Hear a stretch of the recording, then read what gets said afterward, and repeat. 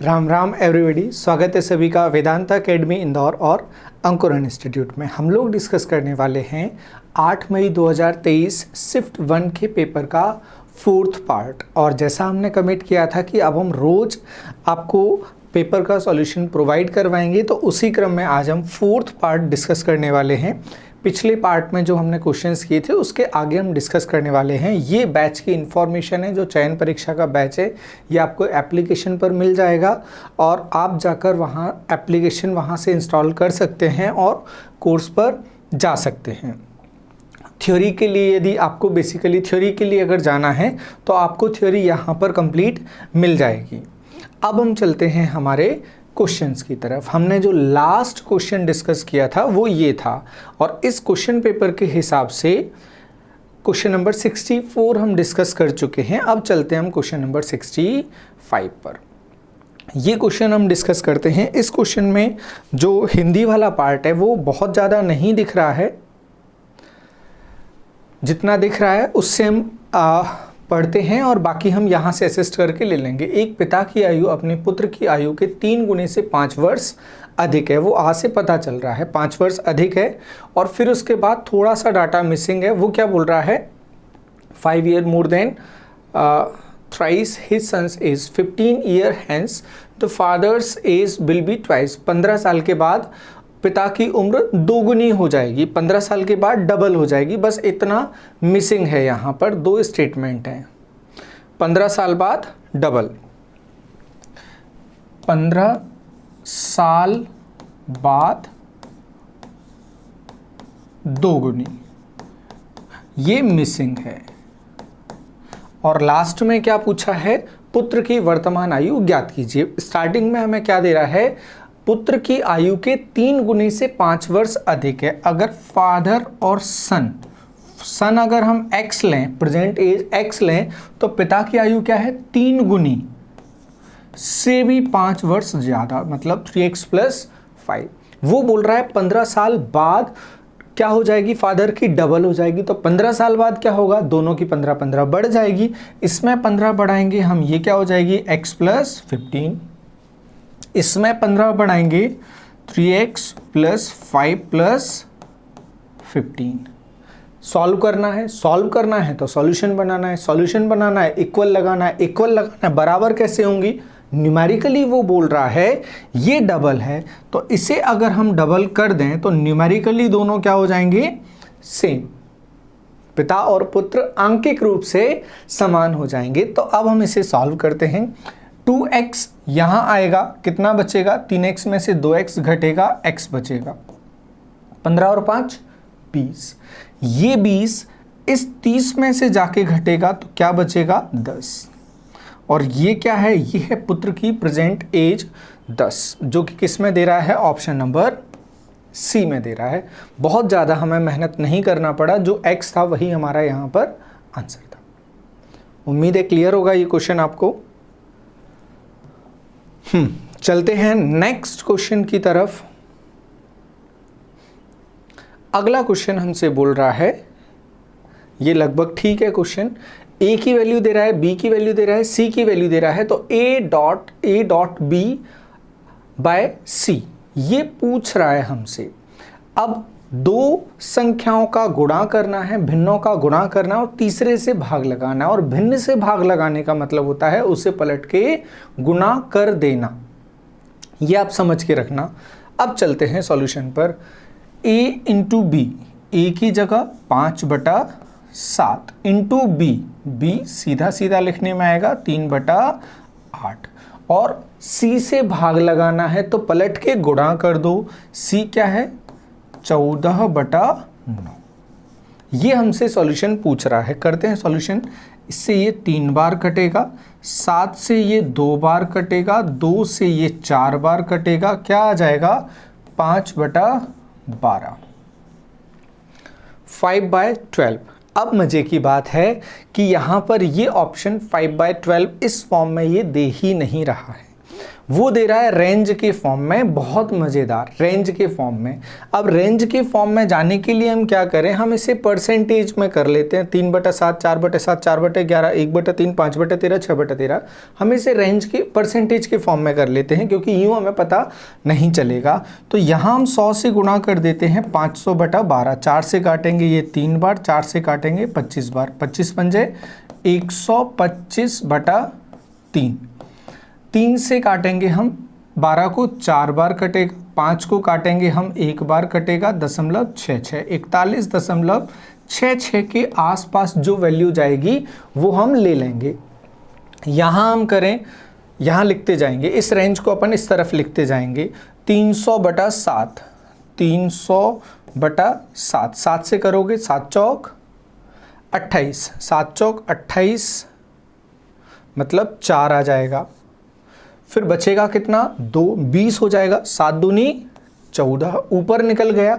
जब 3/7 42 से ऊपर जा रहा है तो ये तो और उसके ऊपर जाएगा, मतलब फर्स्ट वाला तो बाद में देखेंगे, ये गलत है ऑप्शन। 42 से ऊपर जा रहे हैं दोनों ऑप्शन, जबकि है अपना 41.66, तो दूसरा ऑप्शन गलत हो गया। अब करते हैं 400/11, 400/11 करते हैं हम, 11 से भाग लगाएंगे 3 बार जाएगा, 33 तक बचेगा 7, 70 हो जाएगा, फिर जाएगा 6 बार, 66 तक जाएगा, बचेगा 4, 40 हो जाएगा, 40 में 3 बार जाएगा, दशमलव आ जाएगा, 3 बार जाएगा, फिर 6 बार, ये कहानी रिपीट होगी। फिर 1/3, 1/3 क्या होता है, 1/3 होगा 33 सही 1/3, 33 1/3। तो इस रेंज में भी ये नहीं आ रहा है, इस रेंज में भी ये नहीं आ रहा है, ये और कम करके दे दिया, इस रेंज में नहीं जा रहा है, तो ये ऑप्शन भी अपना गलत बचा। एक ऑप्शन जो संभवतः सही होगा, लेकिन फिर भी अपन चेक करते हैं इसको।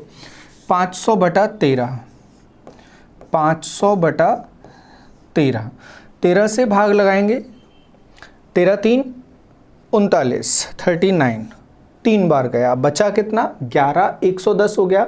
फिर 13 8 104, 104 तक, 110 में से 104 हट गया, बचा कितना 6, पॉइंट लगाएंगे 60 हो जाएगा, 60 में 13 से भाग लगाओगे, 13 चौक 52, फिर 80 हो जाएगा, इतना अपन छोड़ देते हैं चलेगा। 6/13 मतलब 600/13, 13 से भाग लगाओगे, 13 चौक 52, 4 बार गया, बचा कितना 8, 80 हो जाएगा, 13 छक्के 78, 13 छक्के 78, बचा कितना 2। ये आ गई हमारी रेंज 38 पॉइंट समथिंग से 46 पॉइंट समथिंग, जिसमें 41.66 लाई कर रहा है, स्थित है, इसलिए अपना आंसर बनेगा ऑप्शन नंबर डी। ये एक अच्छा और लंबा क्वेश्चन बोल सकते हैं, सीधा क्वेश्चन उसने नहीं पूछा, और ये क्वेश्चंस, इस तरह के क्वेश्चंस डिसाइडिंग हो जाते हैं सिलेक्शन होने और ना होने के बीच में। एक समलंब ट्रेपेजियम का क्वेश्चन आ गया, समलंब चतुर्भुज का क्वेश्चन आ गया, और ट्रेपेजियम से बहुत सारे क्वेश्चंस पूछे गए हैं और हमने देखे भी हैं इसमें। चलते हैं एरिया ऑफ ट्रेपेजियम, और जो हम मेंसुरेशन की प्रैक्टिस कर रहे हैं ना, वहाँ पर भी आपको ट्रेपेजियम के बहुत सारे क्वेश्चन मिल जाएंगे, और पैटर्न लगभग वही जैसा यहाँ दे रहा है। Area of a trapezium is 63 in which one of the parallel side is 12 centimeter long and perpendicular distance between parallel side is 6 centimeter। वो बोल रहा है क्षेत्रफल 63 है, जो समांतर भुजाएं हैं उनमें से एक 12 सेंटीमीटर है और उनके बीच की जो डिस्टेंस है वो 6 सेंटीमीटर है। बना लेते हैं डायग्राम, क्वेश्चन आ गया है। हाइट दे रहा है 6 सेंटीमीटर और समांतर भुजाओं में से एक दे रहा है वो 12 सेंटीमीटर और एरिया दे रहा है वो 63 सेंटीमीटर स्क्वायर। और वो क्या पूछ रहा है, समांतर भुजा की लंबाई, दूसरी समांतर भुजा की लंबाई। ट्रेपेजियम हम बना के बता देते हैं, ये ट्रेपेजियम बनेगा, ये ट्रेपेजियम है, ए समांतर भुजा बी समांतर भुजा, इनके बीच की दूरी h। क्षेत्रफल क्या होता है, क्षेत्रफल होता है a plus b into h upon 2, समांतर भुजाओं का योग गुणा उनके बीच की दूरी का आधा, ये क्षेत्रफल होता है। ये कितना दे रहा है 63, ए दे रहा है 12, बी निकालना है और एच दे रहा है हमें 6 और ये 2 से काटोगे ये 3 बार, 3 से इसको काटोगे 21 बार, 12 यहाँ आके घटेगा तो b इज इक्वल टू कितना आ जाएगा, 21 में से 12 घटाओगे 9 बचेगा, b इज इक्वल टू आ जाएगा 9 सेंटीमीटर। ये सिंपल सा क्वेश्चन, सीधा सीधा फॉर्मूले पर बेस्ड क्वेश्चन पूछा था, 9 सेंटीमीटर। ये आंसर अपना, क्वेश्चन सही, आंसर भी सही। नेक्स्ट क्वेश्चन, निम्नलिखित में से कौन सी एक पूर्ण संख्या है, एक परफेक्ट नंबर है। परफेक्ट नंबर, हालांकि थ्योरी में हमने पढ़ाया है और लिखवाया भी है। परफेक्ट नंबर का एग्जाम्पल वो सीधा सीधा ही पूछ लिया, उसने कुछ भी इसमें नहीं किया है। परफेक्ट नंबर क्या होता है, परफेक्ट नंबर या पूर्ण संख्या, परफेक्ट नंबर होता है एक ऐसा नंबर जिसके फैक्टर्स का सम, उसके गुणनखंडों का योग उसी संख्या के बराबर आ जाए, उसे कहा जाता है परफेक्ट नंबर। छोटे परफेक्ट नंबर में अगर देखा जाए जो स्टार्ट किया जाता है वो होता है परफेक्ट नंबर 6। अब फैक्टर लिखना है, बहुत ज़्यादा नहीं आता है तो फैक्टर मोटा मोटा क्या होता है, जिस संख्या से भाग जाता है वो फैक्टर होती है। 6 में किससे भाग जाता है, बिल्कुल छोटे से स्टार्ट करते हैं, 1 से, 2 से, 3 से और 6 से। इसमें संख्या स्वयं को फैक्टर में से हटा दिया जाता है, तो यहाँ पर हम क्या हटा देंगे, 6 को हटा देंगे। 6 हटाया, बचा क्या, 1, 2 और 3, 1 और 2 मिलाकर कितना होगा 3, और 3 मिलाएंगे कितना हो जाएगा 6। तो ये एक क्या है, परफेक्ट नंबर है। इसी तरह से यह जो गिवन है उसमें 28 आंसर होगा, और सीधे एग्जाम्पल के तौर पर देखा जाता है। 28 को सॉल्व करने जाएंगे हम, 1 से भाग जाता है, 2 से जाता है, 4 से जाता है, 7 से जाता है, 14 से जाता है और 28 से जाता है। 28 को हटा देना है, बाकी को जोड़ने चलते हैं। 1 और 2 3, 3 और 4 7, 7 और 7 14, 14 और 14 28। ये आ गया 28 के बराबर, इसलिए हमारा आंसर होगा परफेक्ट नंबर्स में 28। उम्मीद है ये क्वेश्चन आपको समझ में आ गया है। अगला क्वेश्चन बोल रहा है, हिंदी से पता चल रहा है, एक वर्ग का क्षेत्रफल और एक वृत्त का क्षेत्रफल क्रमशः 4:π के रेशियो में हैं। ये अनुपात दे रहा है 4:π। अब आगे क्या बोल रहा है, respectively if circumference of circle is 36π, perimeter of, then what is the perimeter of the square if length of its each side is decreased by 4। तो वर्ग का परिमाप पूछ रहा है यदि उसकी भुजा 4 सेंटीमीटर घटा दी जाए। जो वहाँ मिसिंग है वो क्या है, 36π सेंटीमीटर, सर्कल का सर्कमफेरेंस। ठीक है, हम लिख लेते हैं यहाँ पर, जो मिसिंग है 2πr। 2πr कितना मिसिंग है, 36π सेंटीमीटर। ये मिसिंग है यहाँ पर हिंदी में, बस अनुपात में है। यदि वृत्त की परिधि 36π सेंटीमीटर है तो यदि इसकी प्रत्येक भुजा की लंबाई 4 सेंटीमीटर कम कर दी जाए तो परिमाप क्या होगी वर्ग की। अब चलते हैं अपन, पहले दोनों का रिलेशन अपन को पता है, लेकिन यहाँ से हमें क्या निकालना पड़ेगा, आर निकालना पड़ेगा। आर से हमें क्या मिलेगा, ए मिल जाएगा। देखते हैं, जो दिया है सबसे पहले वही लाइन लिखते हैं। क्षेत्रफल का अनुपात दे रहा है कितना, वर्ग का क्षेत्रफल होता है a² और यहाँ होगा इसका πr²। रेशियो कितना, 4:π। पाई से पाई कैंसिल आउट हो जाएगा, a²/r², तो a/r कितना आ जाएगा, 2:1। तो a क्या आ जाएगा, a आ जाएगा 2r, a आ जाएगा 2r। अपन r निकालते हैं यहाँ से, r कितना आएगा,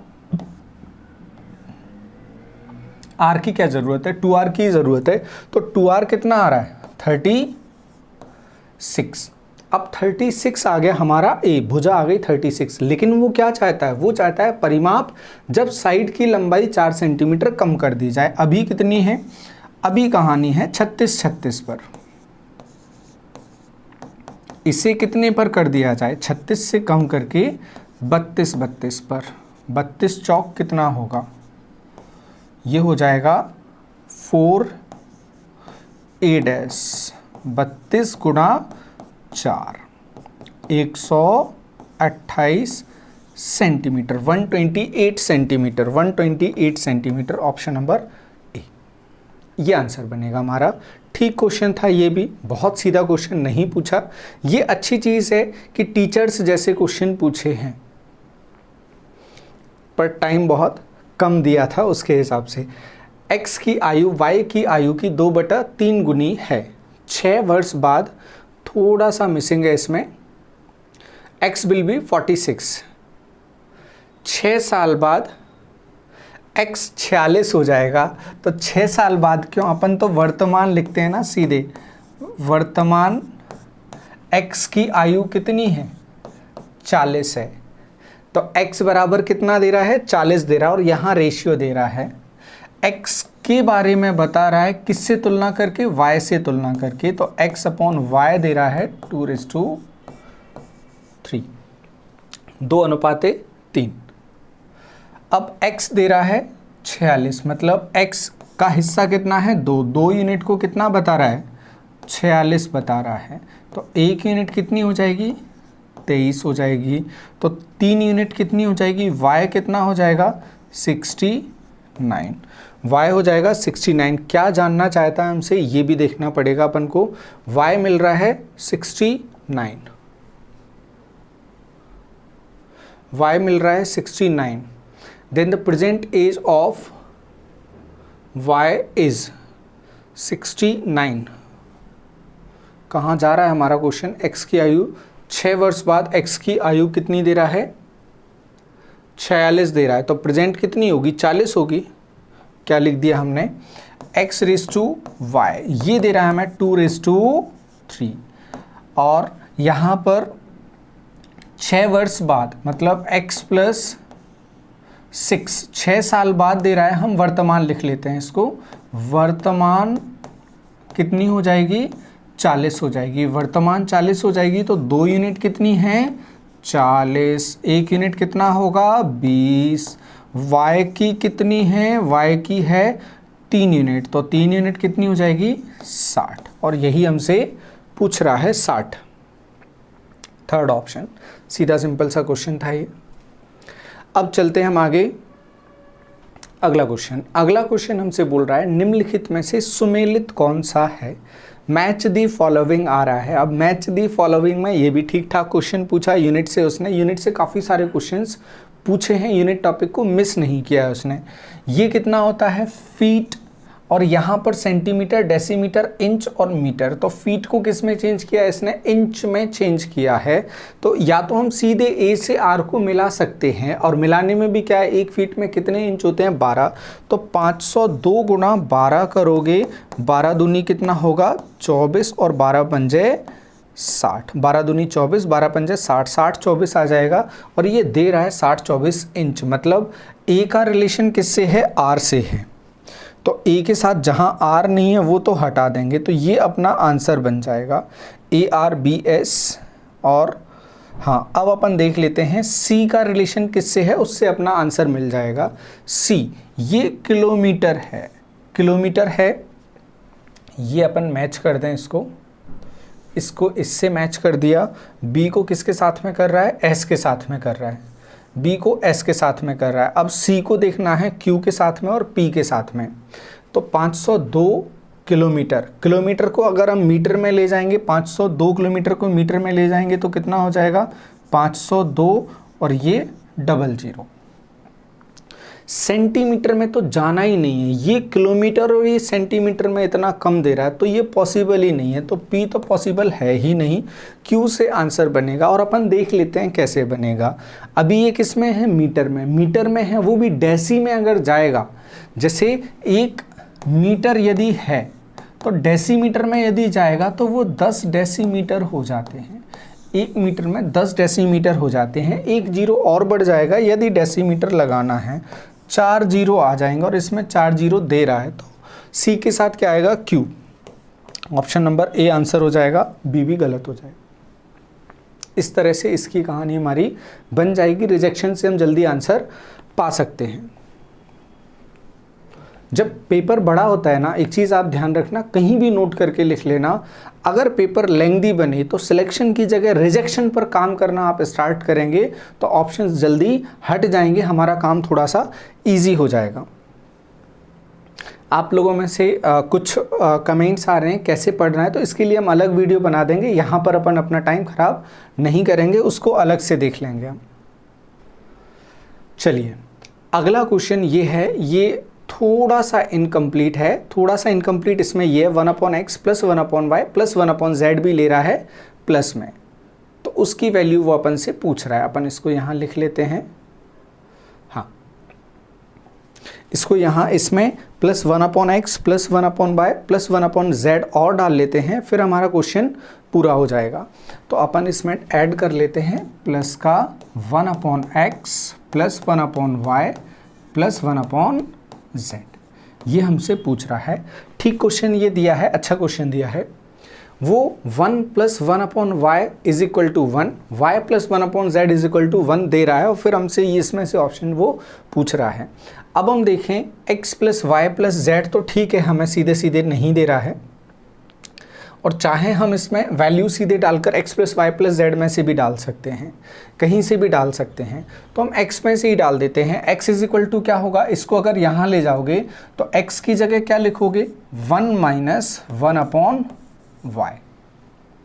y की जगह क्या लिखोगे, y की जगह लिखोगे प्लस 1 माइनस 1/z, और प्लस में z as it is plus 1/x 1/y 1/z। तो 1/y 1/z माइनस के 1/y 1/z प्लस के ये कैंसिल आउट हो गए। हमारे पास क्या बचा, 1 प्लस 1 2 बचा, यहाँ क्या बचा, प्लस का z बचा और प्लस का 1/x बचा, ये बचा हमारे पास। अब z कहाँ पर है हमारे पास, यहाँ पर z है और x हमारे पास यहाँ पर है। अब समझना आप लोग, एक एक करके हम x और y की इसकी वैल्यू निकालते हैं जो हमें यहाँ पर पुट करनी है। तो ये x plus 1/y is equal to क्या है, 1। अगर हम इसे ट्रांसफ़र कर दें इस तरफ तो क्या बनेगा, 1/y। ये क्या हो जाएगा, y minus 1/y, x is equal to y minus 1/y। क्योंकि हमें 1/x चाहिए तो इसे हम पलट देते हैं 1/x, ये हो जाएगा y/y माइनस 1। ये x का वैल्यू हमारे पास आ गया। यहाँ से y की निकालने की कोशिश करते हैं, z की वैल्यू निकालने की कोशिश करते हैं। तो y को ट्रांसफ़र किया हमने 1/z is equal to 1 minus y। तो z क्या हो जाएगा, 1/1 माइनस y, और z क्या हो जाएगा, minus 1/y minus 1। y minus 1 क्यों किया हमने, y माइनस 1 इसलिए किया क्योंकि ऊपर x में भी y माइनस 1 आ रहा है, इसलिए हमने वहाँ उसे वैसा कर लिया। अब डालते हैं हम इसकी वैल्यूज़ डालते हैं। ये आया 2 प्लस z की जगह पहले 1/x की डाल देते हैं। 1/x की वैल्यू डाला हमने y/y माइनस 1, यहाँ डाला माइनस 1/y माइनस 1। एलसीएम नहीं लेना पड़ेगा, सीधे सीधे लिखना पड़ेगा। हमने सीधे सीधे लिखा 2 plus y minus 1/y minus 1। ये कैंसिल आउट होगा, कितना बचेगा, 1। 2 प्लस 1 कितना, 3। ये 3 हमारी वैल्यू आएगी। तो ये अलजेब्रा का बेसिक क्वेश्चन उनने पूछा था और अच्छा क्वेश्चन था। इसका आंसर बनेगा ऑप्शन नंबर बी, 3 ऑप्शन। ये भी क्वेश्चन हमारा ठीक दे रहा था, सही क्वेश्चन है, आंसर आ गया हमारा। आप कॉपी कर लेना इसको। चलते हैं नेक्स्ट क्वेश्चन की तरफ। एज का क्वेश्चन आ गया अगला, देख लेते हैं। हाँ, इसमें 12 दे रहा है, यहाँ पर कुछ मिसिंग है। 10 वर्ष पहले आनंद की आयु उस समय बाला की आयु की 1/3 थी, मतलब रेशियो दे रहा है वो 10 वर्ष पहले आनंद की आयु उस समय बाला की आयु की 1/3 थी। तो बाला 1/3 था, मतलब आनंद क्या था, 3 गुना था उससे, तो 3:1 वो दे रहा है। आगे क्या बोल रहा है वो, जो मिसिंग है वो देख लेते हैं अपन। The present age of Bala is 12 years more than present age of Anand. दोनों की आयु का अंतर कितना है, 12 वर्ष है। तो आनंद की वर्तमान आयु पूछ रहा है। डिफरेंस जो है, अंतर जो है वो कितना है, अंतर दे रहा है 12 वर्ष। अब अंतर हमने क्यों, सिर्फ अंतर ही क्यों लिखा, अंतर देखो, जो जैसे दो भाइयों के बीच की आयु का अंतर 3 वर्ष यदि है तो वो 8 साल पहले भी होगा और 3 साल पहले भी होगा, 5 साल बाद भी होगा, 11 साल बाद वही 3 वर्ष रहेगा अंतर। तो जो डिफरेंस है वो चेंज नहीं होता, जैसा यहाँ पर दिया है। देखो वापस से बता देते हैं आपको, डिफरेंस दे रहा है वो बोल रहा है the present age of Bala is 12 years more than the present age of Anand. वर्तमान आयु का अंतर कितना दे रहा है, 12 दे रहा है। तो सिर्फ अपन क्या लिखेंगे, अंतर लिखेंगे। वो वर्तमान या 2 वर्ष बाद सिर्फ घुमाने की बात होती है, अंतर हमेशा अंतर ही होता है। अब वापस आ जाते हैं अपन 10 वर्ष पहले, 10 ईयर्स अगो, 10 वर्ष पहले आनंद की आयु बाला की आयु की क्या थी, 3 गुनी थी। ये 3:1 था, या 3x और 1x भी अपन लिख सकते हैं। इनका डिफरेंस कितना है, इनका डिफरेंस है 2, अंतर है 2, जो कितना दे रहा है 12। तो 1 कितना हो जाएगा, 1 हो जाएगा 6। बाला की वर्तमान आयु 1 पूछ रहा है वो, तो वर्तमान आयु ज्ञात कीजिए। ये कब की है, 10 वर्ष पहले की। 10 वर्ष पहले बाला कितने साल का था, 6 साल का। तो रिक्वायर्ड पर चलेंगे, 6 और 10 कितना हो जाएगा, वर्तमान में 16 का। 10 वर्ष पहले 6 का था तो वर्तमान में 16 का हो जाएगा। ऑप्शन नंबर सी हमारा आंसर बन जाएगा।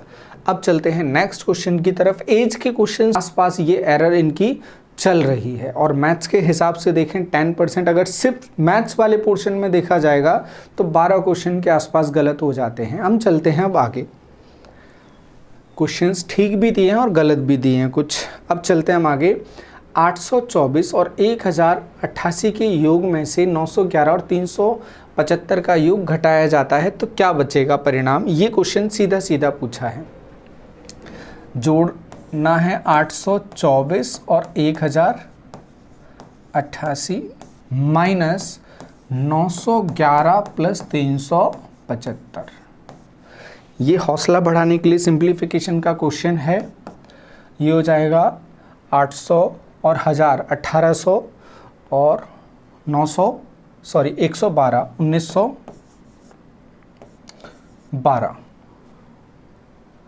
1912 माइनस 900 और 300 1200 1286 12 में से 6 जाएगा, 6 बचेगा, ठीक है। फिर 10 में से 8 जाएगा, 2 बचेगा, 8 में से 2 जाएगा, 6 बचेगा, 626। ऑप्शन नंबर सी आंसर हो जाएगा। सिंप्लीफिकेशन का क्वेश्चन था ये। चलते हैं अब आगे।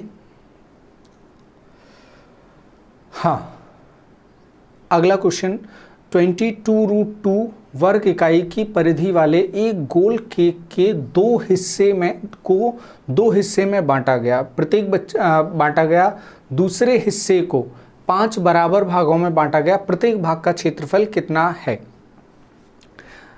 इसको हम बता देते हैं।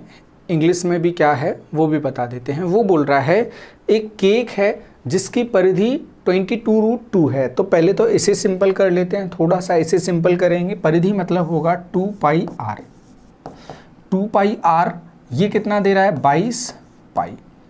2 गुना 22/7 r बराबर 22 पाई। अच्छा पाई दे रहा, √2 दे रहा था, पाई नहीं सॉरी, √2 √2। 22 से 22 कट जाएगा, ये यहाँ चला जाएगा। r इज इक्वल टू क्या आ जाएगा 7√2/2, या इसे लिख लो 7/√2, ऐसा लिख लेते हैं 7/√2। वो बोल रहा है इस केक को बांटना है। अब बटेगा क्या, केक बटेगा, लेकिन केक की क्या बटेगी, क्वांटिटी बटेगी, और वो भी क्वांटिटी किससे दिखेगा, वो क्षेत्रफल से दिखेगा, ऊपर के क्षेत्रफल से दिखेगा। अब परिधि वाला है तो क्षेत्रफल पूछ रहा है, क्षेत्रफल से बांटना है, तो क्षेत्रफल कितना होगा इसका, πr² होगा। पाई की जगह वैल्यू पुट करना है 22/7, r की जगह 7/√2 और 7/√2, ये हो जाएगा 7 से 7 कट जाएगा, 2 से ये कटेगा 11 बार, 11 7 77। अब यहाँ से कहानी अपनी शुरू करनी है। वो बोल रहा है पहले क्या करें, इकाई की परिधि वाले एक गोल केक को 2 बराबर हिस्सों में बांटा गया। 2 बराबर हिस्सों में बांटेगा तो 77 में से क्या बचेगा, उसका आधा बचेगा। 77 में से आधा बचेगा, आधा केक चला गया, अब आधा केक बचा। अब वो आधे केक का क्या कर रहा है, आधे केक के बारे में बोल रहा है, बांट दिया, बच्चों के बीच बांट दिया, और दूसरे हिस्से को आगे 5 बराबर भागों में बांट दिया। अब चाहे हम जाने वाला हिस्सा ले लें या शेष बचा हिस्सा ले लें, वो आधा ही रहेगा। इस आधे में से क्या कर रहा है वो, अब 5 बराबर हिस्सों में बांट रहा है, तो प्रत्येक छोटे भाग का क्षेत्रफल पूछ रहा है। तो 5 बराबर भागों में बांटेगा, मतलब इसे पूरा वो क्या कर लेगा, 1/5 कर लेगा। 5 में से एक हिस्सा, छोटा ही हिस्सा तो पूछ रहा है, तो 5 में से एक हिस्सा हमने ये इसका ले लिया जो केक बचा था। ये क्या होगा नीचे, 5 दूनी 10, तो पूरा भाग लगाने की ज़रूरत नहीं है। क्या बचेगा 7.7। 1 0 से पॉइंट लगा देंगे हम यहाँ, तो क्या बन जाएगा 7.7 वर्ग इकाई, क्योंकि क्षेत्रफल है तो जो यूनिट होगा उसका स्क्वायर होगा। ये आंसर बनेगा। अब चलते हैं हम नेक्स्ट क्वेश्चन की तरफ। अगला प्रश्न हमसे क्या बोल रहा है, फ्रैक्शन से क्वेश्चन है, और फ्रैक्शन में बोल रहा है इनको अवरोही क्रम में, मतलब घटते क्रम में इनको व्यवस्थित करना है। अवरोही क्रम मतलब घटता हुआ ही क्रम होता है। अब कंपैरिजन करके हम सॉल्व करें इसको। देखो सीधा सीधा तो वो नहीं दे रहा है, 14, 35, 7 और 25 जैसे बुक्स में क्वेश्चन होते हैं ना, वैसा क्वेश्चन वो नहीं दे रहा है। तो हमारे लिए क्या है, हम बार बार ये बोलते रहते हैं, जब नीचे अलग अलग संख्याएं हैं तो बेहतर है कि नीचे जो दे रहा है उसका एलसीएम लेके यदि गुणा किया जा सकता है तो जो संख्या बड़ी है वो बड़ी बनी रहेगी, जो छोटी है वो छोटी बनी रहेगी। यहाँ हम देखें 14, 35, 7 और 25 यही सभी में दिख रहा है नीचे, तो हम इनका एलसीएम लेते हैं। 14, 35, 7 और 25 का आप एलसीएम लेने जाओगे, ये 700 आ जाएगा, 700 आ जाएगा, 350 आएगा,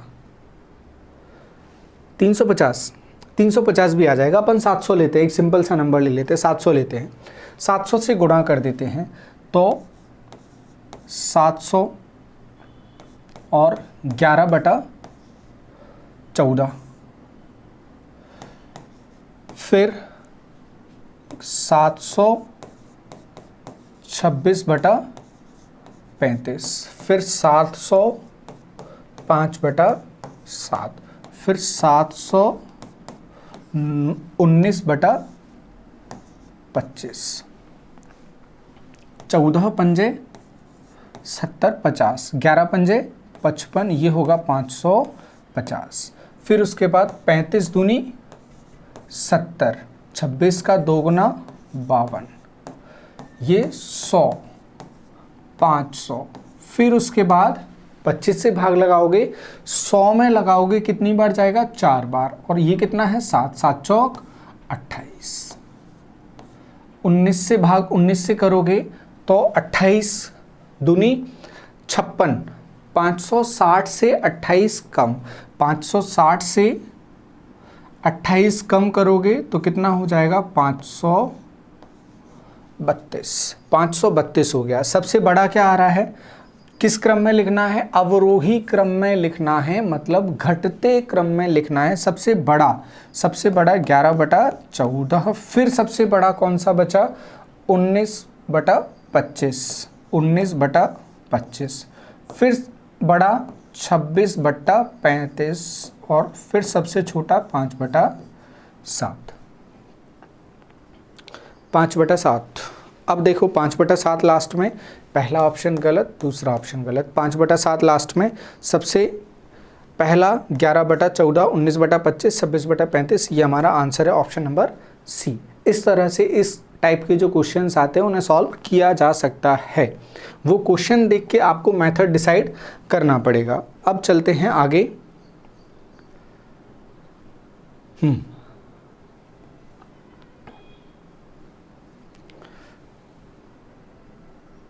हाँ, इसमें क्या पूछ रहा है वो, इसमें पूछ रहा है ए और सी की आयु का अंतर पूछ रहा है, इतना ही दे रहा है। फिर a माइनस सी, ए और सी की आयु का अंतर पूछ रहा है, या ए सी से कितना अधिक है ये पूछ रहा है। अब वो बोल रहा है ए और बी की कुल आयु बी और सी की कुल आयु से 12 वर्ष अधिक है। अब एक सिंपल सी बात देखना, बी तो यहाँ भी है, बी तो यहाँ भी है, तो बी की वजह से तो अंतर आ ही नहीं रहा है। अंतर किसकी वजह से आ रहा है? ए और सी की वजह से, क्योंकि बी तो दोनों में ही कॉमन होगा ना, जहां भी वो सॉल्व कर रहा होगा। तो अंतर किसका दे रहा है? ए और सी का दे रहा है। तो ए और सी का अल्टीमेटली अंतर कितना दे रहा है? 12 दे रहा है। ये तो लॉजिक वाली बात हो जाती है। और फिर करने वाली बात क्या हो जाएगी? ए और बी में से क्या घटाना है? बी और सी घटा के वो कितना बोल रहा है? 12 साल। बी में से बी घट जाएगा, ए माइनस सी बराबर आ जाएगा 12। ये लिखने वाली बात हो जाएगी, क्लरिकल वाली बात। तो दोनों से आंसर आ गया अपना। तो इस क्वेश्चन पे ज़्यादा नहीं रुकते हैं, चलते हैं हम अगले क्वेश्चन पर। अगला क्वेश्चन बोल रहा है y² प्लस 8y प्लस 15 के शून्य क्या होंगे, जीरोस क्या होंगे, सॉल्यूशंस क्या होंगे। इसके हल निकालते हैं। इसको अगर हम लिखें y² प्लस 8y प्लस 15, अब दो संख्याओं का गुणा करके शून्यक निकालना है। इजिकल टू 0 लिखा, दो संख्याओं का गुणा करके 15 और जोड़ कटा के 8 होना चाहिए, वो भी प्लस में। तो 15 अगर करना है, दो संख्याओं का गुणा 15 क्या होता है? 3 पंजे 15 होता है, या 1 गुणा 15 होता है। इसके अलावा कुछ भी आपको नहीं मिलेगा। तो 1 गुणा 15 तो 16 हो जाएगा, जोड़ घटा के, या तो 14 होगा। और 3 और 5 जोड़ के 8 हो जाएगा। इसलिए हमारे लिए क्या बना? 3 और 5। तो y² plus 5y plus 3y, 3 पंजे 15 और 3 और 5 8।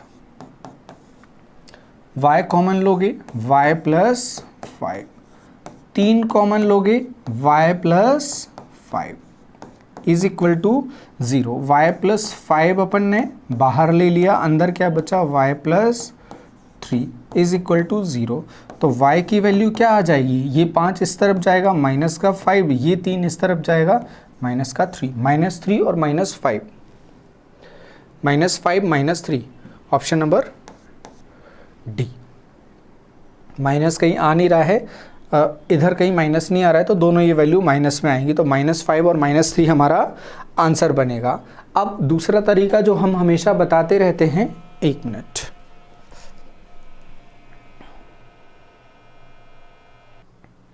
कि हम क्या कर लेंगे? हम कर लेंगे इसमें वैल्यू पुट करके देख लेंगे। तो आप इनकी वैल्यू उठा के इसमें डालेंगे और आपको आंसर मिल जाएगा। दूसरा तरीका ये भी आप अप्लाई कर सकते हैं। तो किसी भी तरह से इसका सॉल्यूशन निकाला जा सकता है। अब हम चलते हैं आगे। हाँ, अब यहाँ वो बोल रहा है एक सौदा, एक ग्राहक जाता है दुकान पर, वो लेता है मछली के 20 बराबर डिब्बे वो लेता है। एक जगह पर लेता है वो 20 बराबर डिब्बे और दूसरी जगह लेता है 15 बराबर डिब्बे। तो जब वो पहली बार 20 बराबर डिब्बे लेता है, उनका जो वेट आता है, देखो भार दे रहा है, 20 बराबर डिब्बों का भार कितना आ रहा है? 13 किलोग्राम आ रहा है। 13 किलोग्राम आ रहा है 20 डिब्बों का भार। ये थोड़ी देर के लिए आप लोग मेमोराइज करके रखना। फिर वो बोल रहा है in other deal he finds that, दूसरी डील में उसने बोला कि दूसरे जो 15 डिब्बे थे, 15 कैन थी, 15 कैन में क्या देखा? 15 इक्वल वेट के fish together weighs 0.2 quintal more than the total weight of 20 equal cans in former. पहली वाली जो 20 बराबर कैन थी, उनको मिला के कितना वेट था? 13 से ये कितना ज़्यादा आ रहा है? 0.02 क्विंटल मोर। 13 किलोग्राम से इसे अगर क्विंटल को किलोग्राम में चेंज करोगे तो कितने? एक क्विंटल में कितने किलोग्राम? 1000 kilogram, sorry 100 kilogram. एक क्विंटल में कितना? 100 किलोग्राम। 100 किलोग्राम होगा तो इसमें 100 से गुना करेंगे कितना आ जाएगा 2, तो इसका वेट कितना आ जाएगा 13 और 2 15। अब चलते हैं अपन यहां पर, चलें यहां पर। अब वो हमसे क्या बोल रहा है, वो बोल रहा है 20 डिब्बों का जो वेट है 20x वो कितना है, वो है 13 किलोग्राम, और इसे अपन किस में कर लें, ग्राम में। तो एक का वेट कितना आ जाएगा, ये आ जाएगा 650 ग्राम पहले टाइप का। दूसरे टाइप के कितने ले रहा है 15,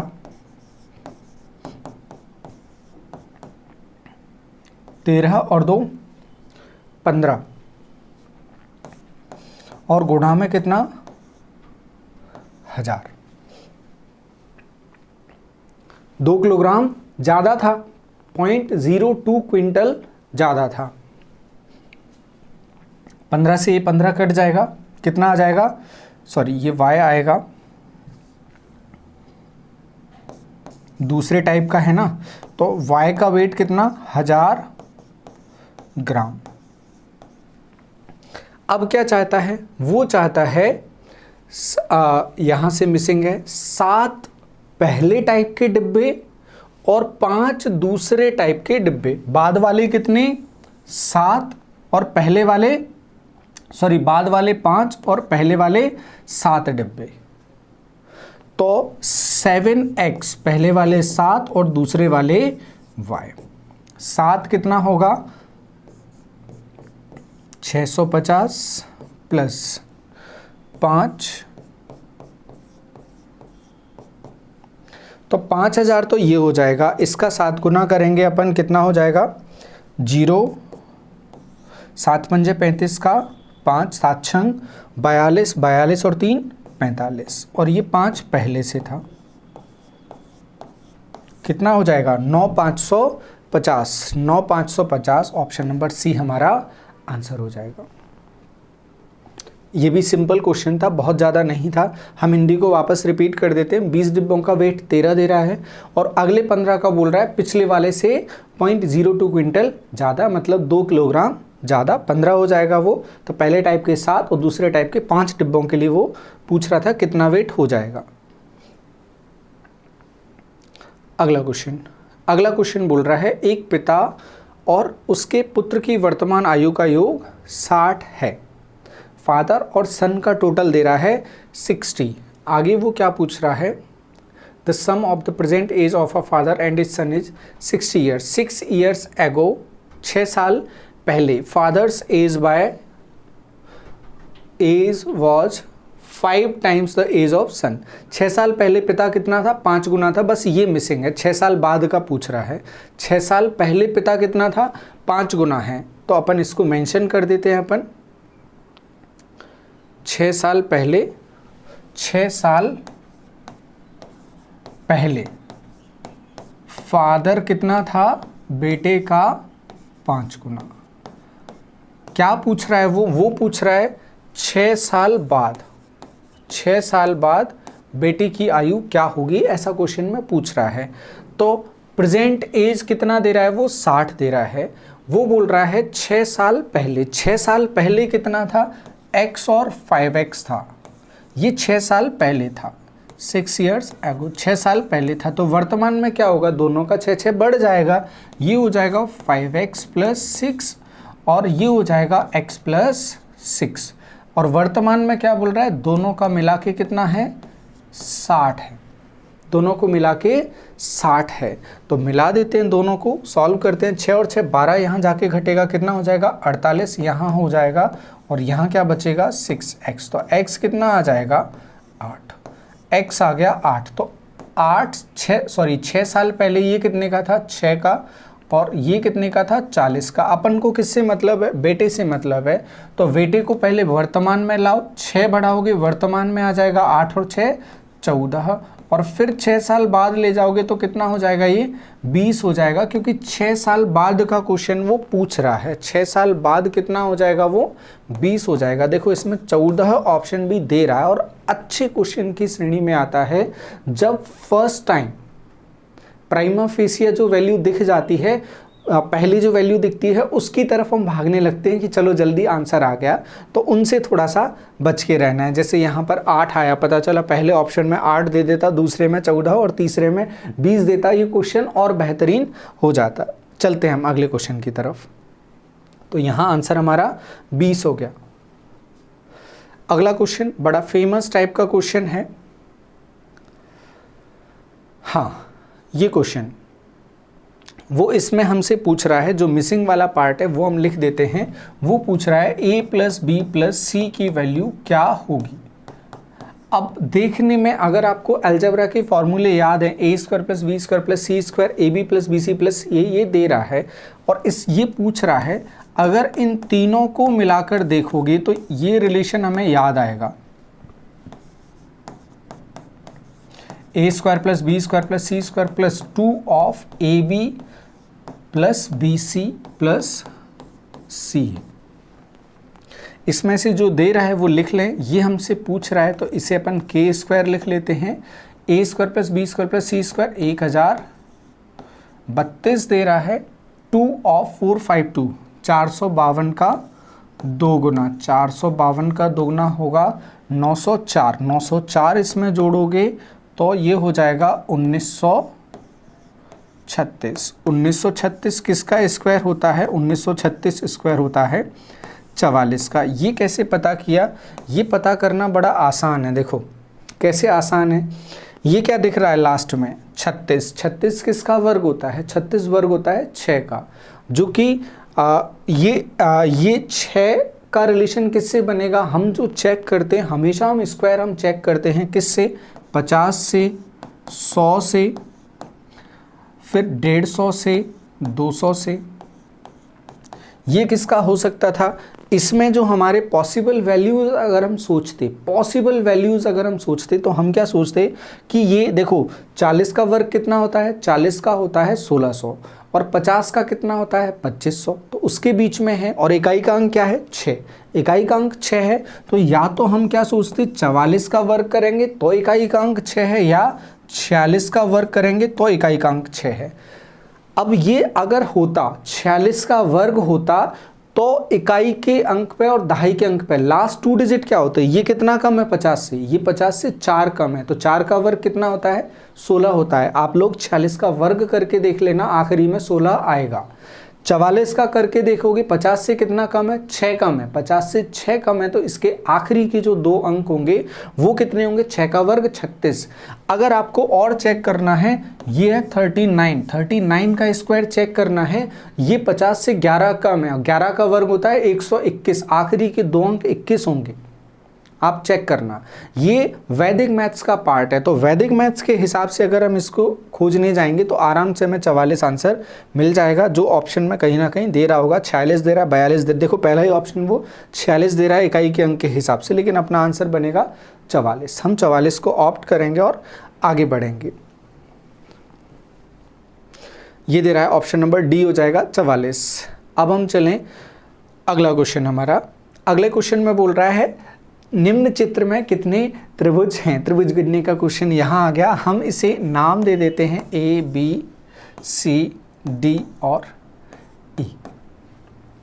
हम गिनने जाते हैं, त्रिभुज गिनते हैं। सबसे पहले ए, बी, ई, फिर बी, डी, ई, बी, डी, ई, फिर गिन लेते हैं हम ए, बी, डी, ए, बी, डी, फिर गिन लेते हैं अगला बी, सी, डी, फिर गिन लेते हैं अगला ए, सी, डी। किसी को और कोई त्रिभुज दिख रहा है, ये पहला, ये दूसरा और ये मिलाया तीसरा, ये चौथा और फिर ये पांचवा। 5 त्रिभुज इसमें दिख रहे हैं और ये पांचों हमने लिख दिए। किसी को छठवा दिखे तो ज़रूर कमेंट बॉक्स में डाल देना, ये पांचों हमने लिख दिए हैं। तो 5 त्रिभुज इसमें दिख रहे हैं, तो आंसर होगा ऑप्शन नंबर बी। हाँ, अगला क्वेश्चन है, यदि साइकिल का ड्राइंग व्हील 1.1 किलोमीटर की यात्रा में 550 चक्कर लगाता है, तो जहाँ तक है इसका रेडियस ही पूछा होगा या डाया पूछा होगा, find the diameter of wheel, व्यास पूछा है, पहिए का व्यास पूछा है, तो व्यास हमारे लिए सिंपल क्वेश्चन हो जाएगा। ऐसे क्वेश्चंस हमने बहुत सारे किए हैं, वहाँ पर बहुत सारे क्वेश्चंस किए हैं। चलते हम इसे सॉल्व करते हैं। दे क्या रहा है, चक्कर कितने लगाए, 550 चक्कर, एक चक्कर कितना 2 पाई आर, और ऐसे कितने 560 चक्कर लगाए और डिस्टेंस कितनी हो गई 1.1 किलोमीटर। इसको चेंज किया हमने मीटर में, लेकिन आंसर किस में दे रहा है, सेंटीमीटर में, वापस चेंज कर दिया हमने सेंटीमीटर में। अब देखते हैं 2r हमसे पूछ रहा है, तो 2r अलग कर देते हैं, पाई की वैल्यू 22/7 560, एक जीरो हटा के इसे कर दो 11, ये 4 जीरो बचे, एक जीरो कट जाएगा, 11 से काटोगे ये 2 बार, ये 11 पूरा कट जाएगा, ठीक। 7 से काटोगे ये 8 बार, 8 से हमने इसे काटा, 8 दूनी सॉरी ये 10 है, एक बार कटेगा, 8 कम 8, फिर 2 बचेगा, 20 हो जाएगा, 8 दूनी 16, फिर बचेगा 4, तो 8 पंजे 40, 2 से यहाँ भाग लगाओगे 125 का आधा हो जाएगा 62.5, 125 का आधा 62.5, ऑप्शन नंबर 2 ये आंसर बनेगा। सिर्फ कैलकुलेशन थी और इससे ज़्यादा इस क्वेश्चन में कुछ भी नहीं था, ना बहुत समझने की बात थी, क्योंकि ऐसे काफ़ी सारे क्वेश्चंस कर चुके हैं, तो हमें नहीं लगता बहुत टाइम देना है। अगला क्वेश्चन वो बोल रहा है हमसे, अगले क्वेश्चन में बोल रहा है निम्नलिखित में से कौन सा कथन सही है, a बराबर 13 दे रहा है, b बराबर 16 दे रहा है, c बराबर 8 दे रहा है। तो सिंपल सा डाटा वो हमसे पूछ रहा है। वो बोल रहा है पहले ऑप्शन में वो हमसे बोल रहा है b और c का गुणनफल, b और c का गुणनफल कितना होगा, गुणनफल a के वर्ग से 41 कम है, पहले गुणा करके देख लेते हैं, 16 धाम 160, 16 3 48, 160 और 48 कितना होगा 208, में से क्या घटाना है, b और सॉरी उल्टी कहानी कर दी, b और c का गुणनफल, 16 और 8 का गुणनफल, 16 चौक 64, 64 का डबल 128, b और c का गुणनफल 128, a के वर्ग से 41 कम है, a का वर्ग कितना 169, इसका डिफरेंस निकालेंगे 41 आ रहा है, मतलब ये स्टेटमेंट बिल्कुल ठीक है। अगला स्टेटमेंट क्या बोल रहा है, एक हो गया b, a plus b minus c 3 का गुणज है, a प्लस b, a और b कितना 13 और 16 29, 29 में से क्या घटाना है 8 घटाना है, और बचेगा 29 में से 8 घटाओगे 21, जो कि 3 का गुणज है। तो सेकंड वाला स्टेटमेंट भी क्या है, ठीक है। तो 1 और 2 दोनों स्टेटमेंट ठीक हैं। कौन सा कथन सही है, 1 और 2 दोनों सही है, पहला ही ऑप्शन ठीक है, ये आंसर बन जाएगा अपना। आगे चलें, 15015 के विशिष्ट अभाज्य गुणनखंडों की संख्या कितनी है, करते हैं सॉल्व। अभाज्य गुणनखंड प्राइम फैक्टर्स वो हमसे पूछ रहा है, फैक्टर्स कैसे निकालते हैं, 15 0 15, इसमें भाग लगाया, सबसे पहले किससे जाएगा 6 और 6 12, किससे कटता है 3 से कटता है, 3 से विभाज्यता के नियम में आ रहा है, 3 पंजे 15 की 5, फिर 0 में नहीं जाएगा तो 0, 1 में नहीं जाएगा तो 0, 15 में जाएगा 5 बार। अब 5 और 5 10, 3 से नहीं जाएगा तो फिर किससे जाएगा 5 से जाएगा, और 1001 आ गया वापस। और 1001 वैसे तो हम थ्योरी वाली क्लास में बताते हैं 1001 एक बहुत ही स्पेशल संख्या है, आप भी लिख लेना 1001 में क्या स्पेशल है। 1001 में स्पेशल है 7 11 और 13, ये होता है 1001, और इसमें किसी भी 3 अंक की संख्या से गुणा करते हैं वो रिपीट हो जाती है। जैसे अगर इसमें 152 से गुणा करोगे तो क्या मिलेगा 152 मिलेगा, इस तरह से मिलता है। तो ये हमें ध्यान रखना है, 7 11 और 13 थ्योरी में ये हम क्लियर करते हैं।